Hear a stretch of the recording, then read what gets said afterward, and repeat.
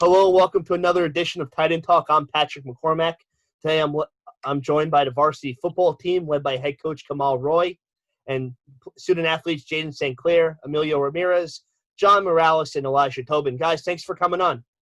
Thanks for having me. Coach, we'll start with you. As your first year as a head coach, how did the season go for you? I feel like just considering it being a lot of new things that went on, new head coach, new staff members, some of the kids that were rising up from the freshman team and JV teams, I think it went fairly well. We were able to kind of put things together and right the ship at the end of the season, go pretty deep into the playoffs, which a lot of people didn't think we were slated for. So it was just a testament of just the hard work that we all put together in as a staff. And I'm very excited about next season. Going to the student athletes, you guys were lucky you were able to get your fall football season. How did that go for you? And we'll start with Emilio. Well, I honestly thought in the beginning, it was a rough start. But as the season progressed, we definitely got a lot better together. The chemistry was really clicking, and we just started to know each other. Really, know what we could do best, and we really worked on that during the season. And we made it really far. People thought, they doubted us, and I believe that we're going to go next year. We're going to win the chip. Very nice. John, how was it for you? Yeah, it was definitely a good experience for us. We definitely started off a little slow, but towards the end, we definitely kicked it up, had some good coaching. Having Coach Roy first year definitely was a new learning experience. It was a different experience. Jaden, how was it for you? It was good. I mean, as they said, we started off rocky at first, but towards the end of the season, we started to put it together. We were able to make a run in the playoffs, so can't complain. And Elijah? As everybody else said, it did start off slow. A lot of battling, a lot of hurting, injuries. But as the season did progress with the young team that we had, we did end the season pretty strong, which I enjoyed. Now, you guys all spoke about how you started slow and got better as the year progressed. How can you use that to build off of and get ready for next year? And we'll start with John.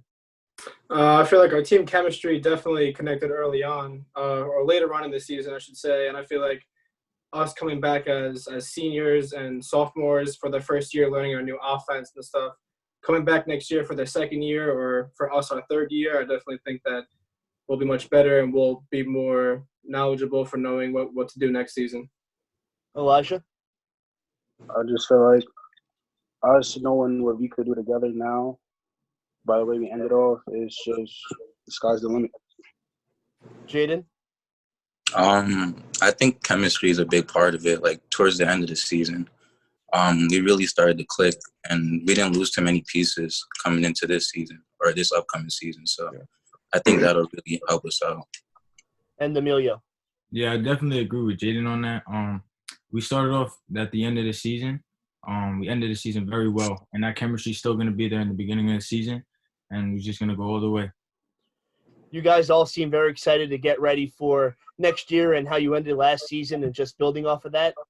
You guys aren't able to get any spring or summer workouts in yet, or is there anything you're doing at home to stay ready for the year? And we'll start with Elijah.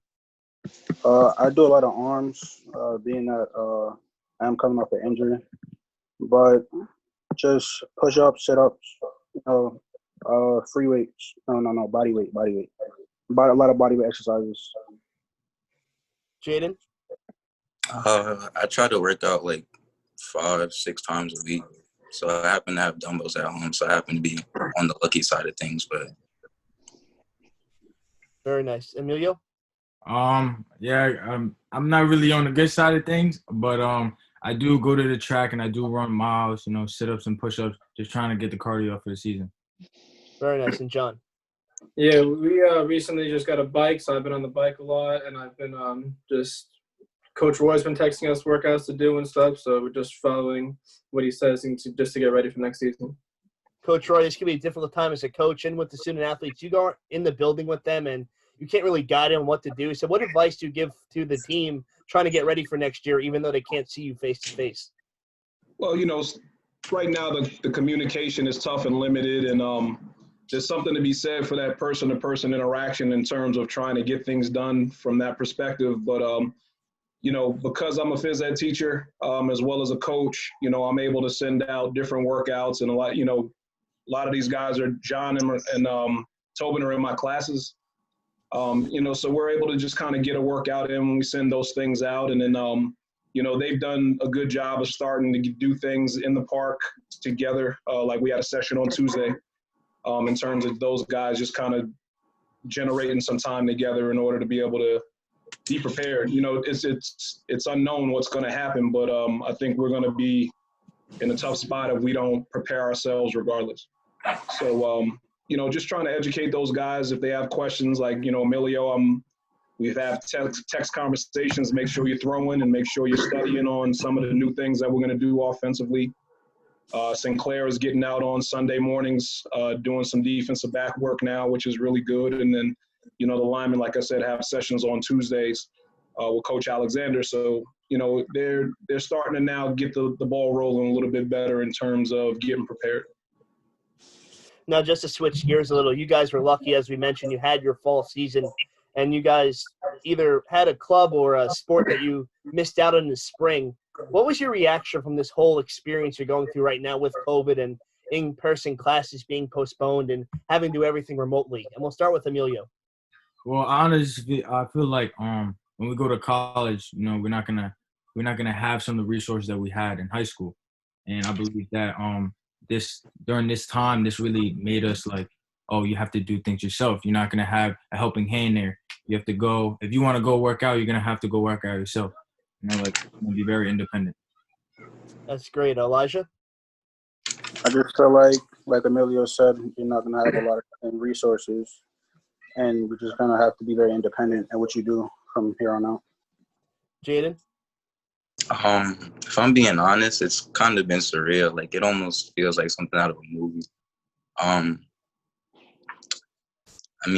As they said, it's definitely opened my eyes that college is going to be very similar to this, and we don't have much help. Like, we're more independent, and I think that's really helped me throughout this time. And John? Yeah, it was definitely a learning experience. It's definitely something that, none of us expected, and we had to adapt to it very quick, and little did we know the whole school year would be canceled, but it's definitely preparing us better for the future for college. You guys spoken to be able to adapt and get used to it. What were some things you were able to adapt and get used to the online classes and different activities you may be a part of? And we'll start with John. Adapting wasn't easy, but it was just like teachers did a really good job setting up Zooms and sending homeworks and sending slideshows and stuff.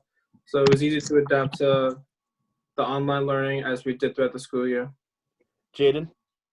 As John said, I think the teachers played a big role in helping us adapt to it with the Zoom sessions and stuff like that. Elijah? For me, it took me a little bit longer just because I didn't have that face-to-face interaction, which I find a little bit better for me. But as time went on, it did get better, and I did adapt further into it. And Emilio? I 100% agree with Elijah. I'm more of a face-to-face person, but this honestly made me realize I'm gonna have to adapt to any environment. I'm gonna be ready for anything. And Coach Roy, being a faculty member and teaching at Trinity, how has the adjustment been for you? It's been tough. I think I share the sentiment with these guys, and that interaction of face-to-face, being able to shake hands, Tobin always hugging me when he sees me, that type of stuff are things that you miss because it delves a little bit deeper into relationships, which is kind of key to everything. If you can develop a good rapport and relationship with your students, with your teachers, it makes the learning experience, the coaching experience, everything, it makes it improve.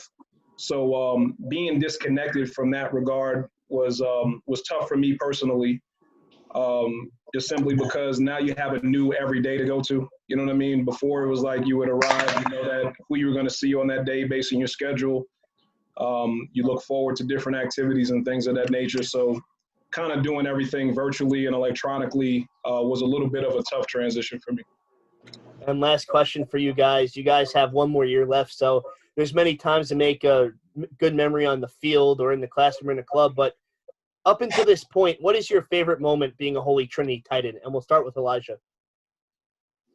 My favorite moment. I'm gonna have to take it back to sophomore year. The end of sophomore year. Probably our game against More Catholic. Like, we came back and won the game down to the final seconds, and I just remember like just breaking down in tears because I was just so happy. Like, that's one of my favorite moments. That's awesome. Jaden?